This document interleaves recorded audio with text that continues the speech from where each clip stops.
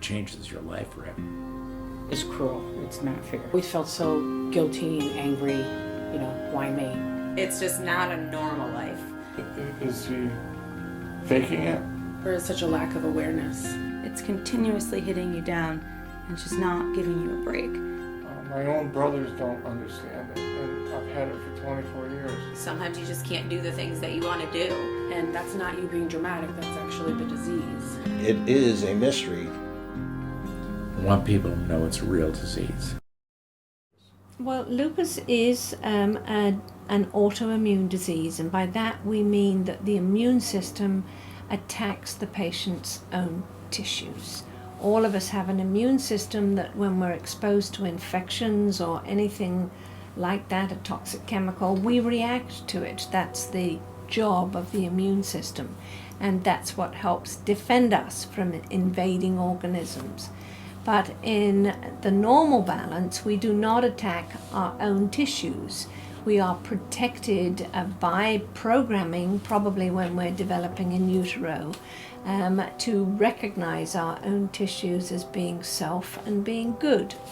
But what happens is that programming can get changed later in life, and it may be altered by exposure to chemicals, viruses, and people who are likely to be at risk for developing lupus after exposure to things like a viral infection are probably genetically predisposed because they have an abnormality of their immune system that interferes with the ability to be able to get rid of those infections and to be able to determine between self and an infection. Most of the patients only complain of joint pain, rashes, low-grade fevers, fatigue, tiredness, occasional oral ulcer, some abnormalities in the blood, such as low white count or platelets. And that's most of the patients. But then we have the other extreme, where we have major organ involvement, such as the lungs, or the kidneys, or the brain. It goes from one extreme to the other. At the time, I had no idea what lupus was. I had just heard of it before. I knew that there was a wristband for it, so my heart immediately sank thinking, there's wristbands made for this disease. And you think, oh my God, I'm gonna die, or something. I thought it was bad, like anybody else. I had no idea what it was. Never heard of it, and I worked in a hospital emergency room for about 16, 17 years. Had I heard of lupus? Yes. Did I know what it was? No, I did not. I don't think I took it seriously. I don't think most people take lupus seriously. I certainly didn't take it, and I had it. I didn't take it seriously. I kept making up excuses for everything. Oh, it's a sunburn, it's not a butterfly rash. And, oh, I'm just working out, that's why my feet are swollen. And I was kind of in denial a bit about the disease, but then it got to a point where I had to sort of stop being in denial and face the facts. And there was actually one point where I removed myself from certain medications, and that was bad. That's one of my major goals, is to see support groups all over Connecticut so that the young people that have symptoms will know enough to seek help and go to the right place and get treated early before there is any destruction, because the longer it takes, the more destructive it is to your organs. First and foremost is advocacy and awareness. We are trying to make people of Connecticut and the surrounding areas understand what lupus is all about. And the Lupus Foundation educates people and lets them know what lupus is. That addresses research, education, advocacy, and support in the areas of serving the people who are affected by lupus. Marilyn Sousa, our founder, founded the organization in 1973. Actually, when she was diagnosed, she put it in the newspaper, and 100 people showed up at her front door and sat in her living room for the first support group. And that's how the Lupus Foundation was actually developed. I think she's very proud. I think she's proud that the Lupus Foundation of America has come as far as it has, as well as the Connecticut chapter. But to the Lupus Foundation, no person is too small. And that's why I like them. I always go to their website whenever I have a question. There's a lot of information there. And it's honestly become like a second family. I was actually falling asleep one night and my phone rang and it was my brother. He says, "Mom fell." And I was like, "What do you mean Mom fell?" And he's like, "It's bad, Cor. There's blood all over the floor." And I was like, "Well, what happened? Like, what do you want me to do? Do you want me to come over there?" And so I find out that she's in the hospital, and when I get there, she has a huge gash from above her eyebrow down to the corner of her eye. Very lucky that she didn't lose her eye, and she fainted. She fainted from the medicine that she was on for lupus. I'm a lupus patient. I was diagnosed with lupus about 15 years ago. I've had autoimmune conditions for more like 20 years. And so I've had a lot of the symptoms of the disease, everything from joint pain, rashes. I have permanent kidney damage from the disease that luckily they caught in time so that it's stable.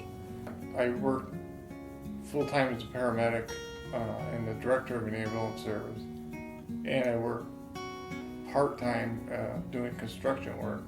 I was diagnosed accidentally. I twisted my leg and pulled the tendons in my leg and had to have surgery, so I had to have a physical before I had the surgery. And they diagnosed me with lupus. I was diagnosed when I was 21 years old, about 9 years ago. I was a junior in college at the time, and I was pre-med with hopes of becoming a doctor. And I had actually just gotten back from a trip to Kenya working with a surgeon. And one day I woke up and had pain in my wrist and my arm, and I thought that was weird. And then the next day I woke up and found I had a fever, my pain got worse. Soon we realized that I wasn't able to stay at school, so I came home, came back to Connecticut, and initially everybody thought I had mono, and then I did not end up getting better, instead I got worse. I was a nurse working in the ER that had symptoms and had scans and so forth because I had flare-ups, but none of the doctors picked up on it. My big sport was softball. I also was the captain of my soccer team, softball team. I was an all-state track runner, indoor track runner, and softball player. I went on to UMass to play softball, which was a big decision for me because I was also on the top of my class academically and had to make a big choice of whether or not I wanted to go the Ivy League route or the Big Time softball route. And I went ahead to UMass and got some great exposure playing there and ended up playing on the Big League World Series. I ended up playing against Puerto Rico, the game before going into the championship. And my father his family is from Puerto Rico, which did qualify me to play on their national team, and played 5 years on that team. I woke up one day and my leg was swollen, my knee, and then my ankle, and then the next day I could barely open my mouth, and my jaw was killing me. And then the next day it was my shoulder, and then the next day it was my hands, and then the next day it was my elbow, and every single joint in my body was in excruciating pain. It sort of changed my whole life. So I have discoid lupus or skin lupus, which we control and to the best of our ability. And I also have lupus cerebritis, which is lupus of the central CNS lupus, central nervous system lupus. It primarily went after my cerebral cortex. So I struggle to speak, and I struggle to walk on my left side, and I struggle to move my left hand. But unlike a stroke, it's not a bang and you're out. It happens slowly, and recovery is slowly, and then you pray that the lupus goes into remission, because if it doesn't, it just keeps going. I'm a 911 dispatcher and operator for the Connecticut State Police, Troop G in Bridgeport. I work the evening shift from 2:30 to 11:30 at night. So I'm happy that I'm on a second shift because most mornings it takes me a few hours just to get up and get myself going. Going from being an Olympic level athlete to not being able to even walk across campus within a matter of weeks is what Lupus did to me. I went from doing 1.5 full-time jobs to being bedridden, having all of my goals in life of having a family, being able to take care of a family, wanting to have children, the house with the white picket fence and a dog, and to barely getting by and not being the breadwinner of the family, to being told I can't have any more children, not being able to work anymore. You have a lot of dreams for your life, things that you want to accomplish, things that you want to do, and kind of coming to grips with the fact that not everything that you want or everything that you love and enjoy in this life you're able to do. So you have restrictions. You know that your life is not what you thought it was going to be. It restricts you from doing things that you used to do. To work so hard for all those years and to finally get there, and then it's just taken away. I can't play the violin anymore, and I can't run anymore, and I hate lupus. I hate for what it did to me, and it wasn't anything I did myself. I didn't do something to cause this. It was there when I was born. It was just waiting to flare. I would love to take a trip to Italy or something like that with my husband, but it's not really a good idea. One day you can have a lot of energy and feel great, and the next day you can just feel terrible. She's tired after that. She's tired after, just being able to put together a piece of toast and a coffee. And, showers are a whole production. Getting dressed is a whole production. Barely being able to get up out of bed, barely being able to walk. Even if it's just dusting, I do it, and I set my times. So I'll do something 15, 20 minutes, and then I got to sit down and relax. Just to change my bed takes me half an hour. Because every joint in your body is swollen. And you struggle to get into the shower, and you live for the shower, and then you go to work and you come home and you live for your naps because it's the only time your brain can heal. I come home at night, and I open my door, and I'm happy that I made it home. Lupus is cruel what it does to your brain, to your emotions.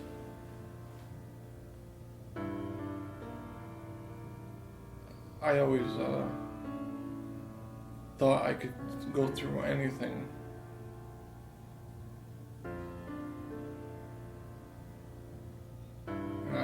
As a paramedic, I had people that died in my hands, and it's not that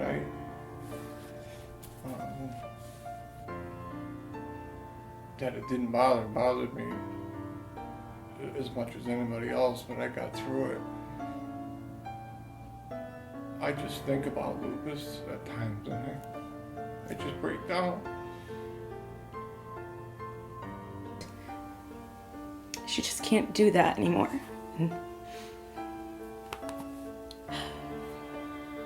As much as I try to help, I'm never going to give her that back.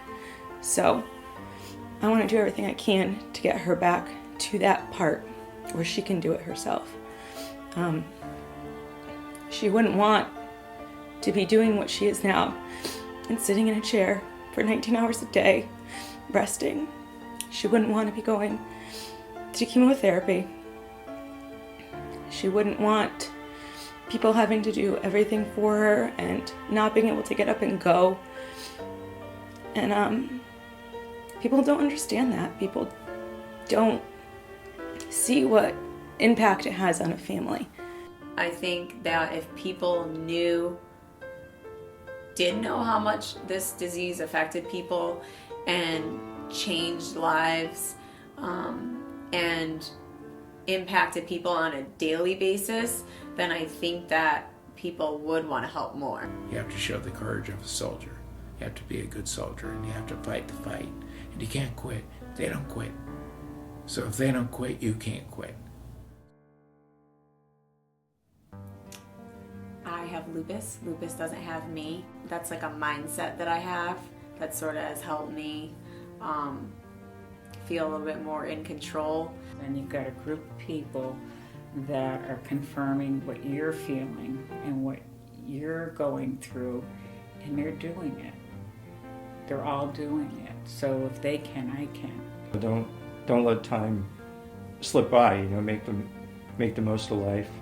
To remember to see the positive and to be thankful. And I'm not going to let lupus ruin my life. I'm going to keep living. I'm not going to let it stop me. Spreading awareness leads to touching people's hearts and showing people what this disease really, really consists of. There's a special thing that happens to you at a lupus walk. If you just stand there and take a minute to take it in and look around at the faces and the people and who you're truly helping and the difference you're making by just putting that together. There's people I work with now in the events with lupus who come to it and know that they're hurting inside, yet they have that fortitude to continue. That's something I want to be around. Those are the people I want to be around. We are beyond grateful